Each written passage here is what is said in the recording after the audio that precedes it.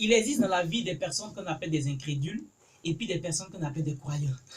C'est-à-dire, il y a des gens qui ne croient pas, ils veulent voir avant de croire.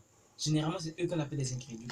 Et ceux qui croient bêtement, moi en tout cas, je fais partie des deux. Souvent, je crois bêtement, souvent, je veux voir avant de croire. Mais en tout cas, je crois que tout le monde devrait avoir ces deux. Oui, franchement, parce que on ne peut pas trop croire à toute chose de façon, on veut dire, délibérée comme ça, non. On ne peut pas aussi fermer les yeux sur toutes choses délibérées. Donc, il faut trouver le juste milieu. Alors, mon très cher bien, ce que je viens de partager aujourd'hui, c'est que les livres saints ont été très marginalisés par les scientifiques. Parce que eux, ils aiment voir, ce sont des expérimentateurs, ils aiment voir ce qu'ils arrivent à toucher. Et malheureusement, tout ce que les livres saints disaient, c'est des choses qui étaient intangibles. Et Dieu merci, avec la technologie, les gens ont commencé à développer un certain nombre de choses pour pouvoir mieux comprendre les livres saints, de pouvoir mieux comprendre les choses. Et s'il y a une chose que je voudrais te faire part, que la science est arrivée à comprendre, c'est que la vie et la mort sont au pouvoir de la langue. Et quiconque l'aime en mangera les fruits. Ça vient de la Bible. Et les scientifiques ont réussi à démontrer que quelqu'un qui aime la vie, quelqu'un qui parle de la vie, cette personne-là vivra longtemps. Mais quelqu'un qui aime la mort, qui parle de la mort, cette personne-là ne vivra pas longtemps. Ça veut dire quoi, aimer la vie ou aimer la mort? C'est pas dire j'aime, du genre, je dis dans ma bouche que j'aime ou que j'aime pas la vie ou que j'aime la vie. Non.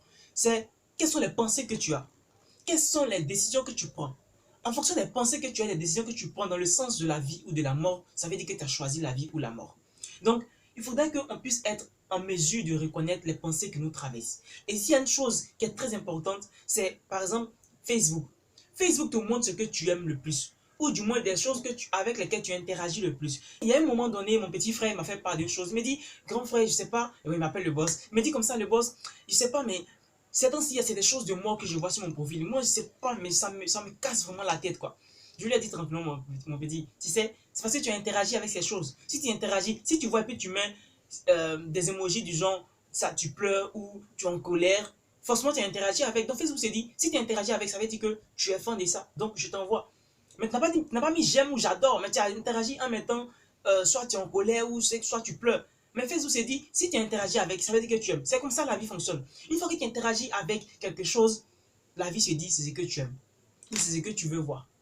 Donc, arrêtons d'interagir avec des choses qui vont dans le sens de la mort. Interagissons avec des choses qui vont dans le sens de la vie. Si tu veux voir vraiment de la vie en toi, tu veux voir le bonheur, interagis uniquement avec le bonheur et laisse de côté la mort et tout ce qui est semblable. Ne dis pas, je ne te dis pas de fuir tout ce qui est débat dans le sens de la mort ou je sais pas quoi. Mais je te dis simplement, si tu veux voir la vie, si tu veux voir le bonheur dans ta vie, il faudrait que tu interagisses le plus possible avec ça. Ainsi, tu choisiras de vivre. Voici ce que je vais te partager aujourd'hui, mon très cher visionnaire. J'ai été très rapide, j'ai voulu être rapide parce que quand je suis dans la rapidité, j'ai une certaine inspiration.